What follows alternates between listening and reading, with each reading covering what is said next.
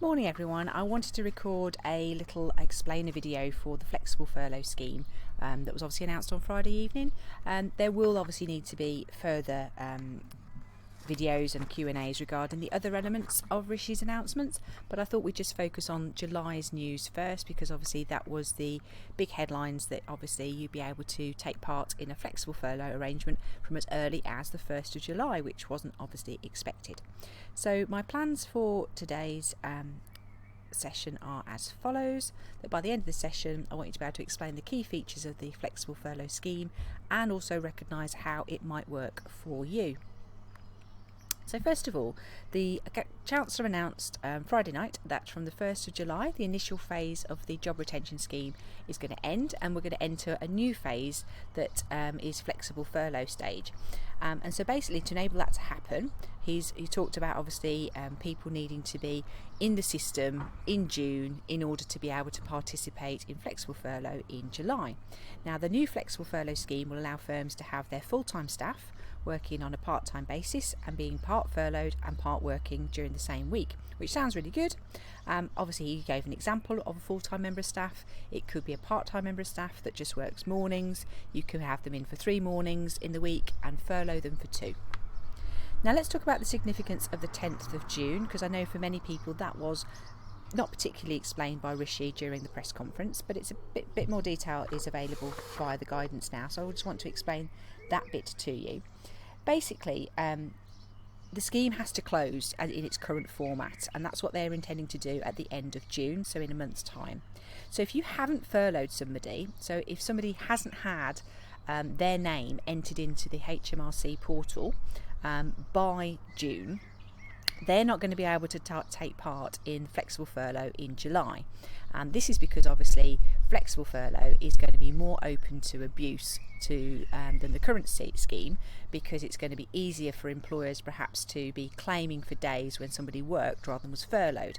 So Rishi and the Chancellor doesn't want new people added to the scheme on the 1st of July to take advantage of this new flexibility that he's built in.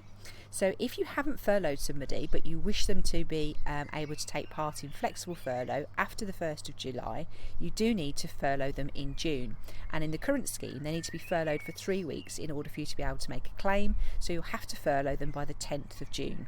Okay, now it won't be flexible this month, it will be furloughed. They won't be able to work, they won't be able to do any activity for you that provides a service for you or generates profits for you, so any work whatsoever. They would obviously need to sign a furlough agreement in its current format, but they would be able to then, if they were furloughed, take part in the scheme in July. So it's very much worth bearing in mind next, whether you wish for that to happen.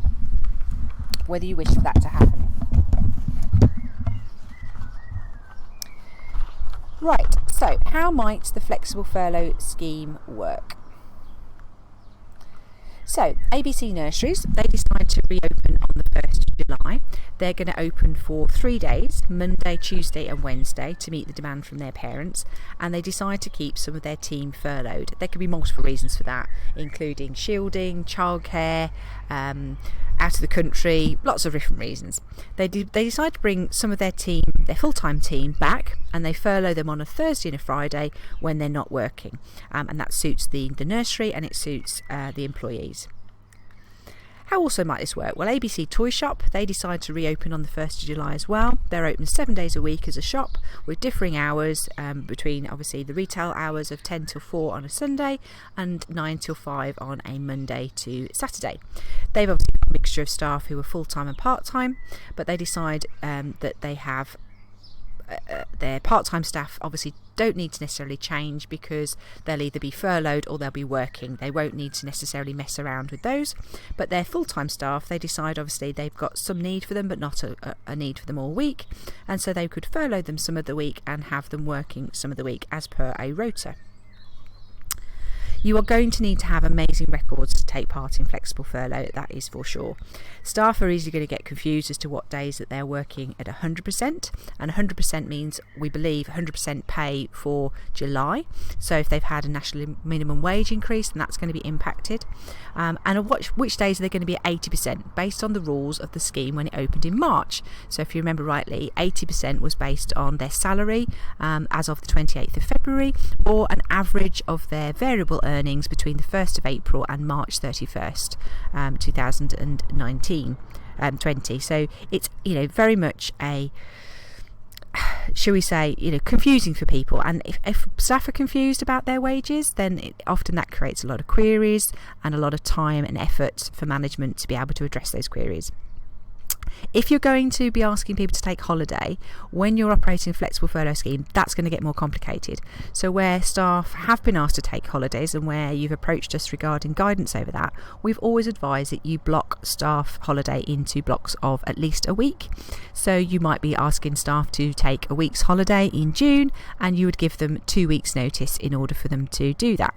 You're not going to necessarily find that as easy once you're operating a flexible furlough scheme, because people won't necessarily have whole weeks when they are on furlough, and for that reason you might want to get your holiday out of the way in June, or you might wish to decide that any holiday not taken by the 30th of June is therefore able for staff to rebook in the normal way, or is carried over for the next 2 years as per government guidance.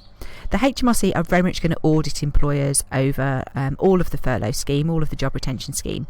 The sums of money are so enormous, you can't imagine them wanting to do anything other than to obviously audit this for many years into the future. And we're already being told about the sort of records that you're going to need to keep to support the claims you've made, and the sort of evidence you might need to provide to an auditor. Under the flexible furlough scheme, this is going to be even more important, because you may be changing people's arrangements week by week rather than every 3 weeks. You may well have a situation where you're going to have to keep time records, timesheets. If you've got salaried staff, that may be the first time you've actually needed to get people to evidence what days they've actually worked and what days they haven't worked, because salaried staff, obviously you don't normally operate a timesheet unless it's for health and safety purposes. You're going to need to give thought to that, and obviously it's going to have to be really clear. We are told that staff are going to need to agree to the arrangements being made, and obviously that's really important. And also, nothing about flexible furlough says that staff are going to want to return. Will you find it difficult from the 1st of July to get staff to return from furlough and to come to work for part of their week? They may still be reluctant to do so. We know that many staff are reluctant as of the end of May. The benefits to the scheme, well, obviously it may remove the need for you to use short-time working and layoff, which you might otherwise have thought you would be using, whether that was in July or on the 1st of August. You may still need to use those options. We won't be talking about it today, but from the 1st of August your contribution towards the furlough scheme will obviously be greater than it will be in July. And you may wish to do that. Obviously it will help staff to close their normal wages, to earn close to their normal wages. So obviously they're going to be happy if they're working part-time and being furloughed part-time. That may well be a benefit to them. But also it might avoid redundancies, but it might not avoid redundancies in the long term. There are some downsides. Obviously your payroll is not going to love you using flexible furlough. In, out, shake it all about springs to mind, and your staff obviously are going to get very comfortable on flexible furlough. As we said, that's a benefit to the staff, that they're going to earn on or near their wages, but obviously for them that may make them more comfortable and more reluctant to return. It's going to be an administrative nightmare, and it's going to be an administrative burden. So you've got to weigh up whether it pays for you to use these schemes, or whether it pays for you to may have a more permanent arrangement that you're in control of from the end of perhaps July, beginning of August, where perhaps your staff are told that because of the effect of the pandemic that you need to reduce their hours perhaps for the next 6 months. Now, if we can be of any assistance, obviously you know that you can get in touch at any time. If you call the office, you can book a strategy call with one of us, where we will book time in our diaries to sit down with yourself over the phone and go through any aspect of the job retention scheme or the flexible furlough scheme that you need support and clarity on. We are expecting further guidance on the 12th of June. This is obviously very late for the scheme to start on the end of June, beginning of July, but we do expect further guidance and further Treasury direction to be obviously released on around that time. I should imagine that on the 12th of June it will be information about how the new portal will work, because obviously it'll have to be a new portal set up for flexible furlough scheme, or the portal that they have will have to obviously be revised so that it can take either non-flexible or flexible arrangements. I do think they are going to do away with the 3-week rule from the 1st of July, and so obviously that will give you the chance that it's going to be a new portal. You're going to obviously be able to make claims monthly or 2-weekly, which is obviously useful, and you're obviously going to need to submit data on the usual hours an employee would be expected to work. So you're going to have records for your staff members about what pattern they would normally work and what they have worked in that week or in that period that you're claiming for. So as I say, administrative nightmare, but it's given you greater flexibility.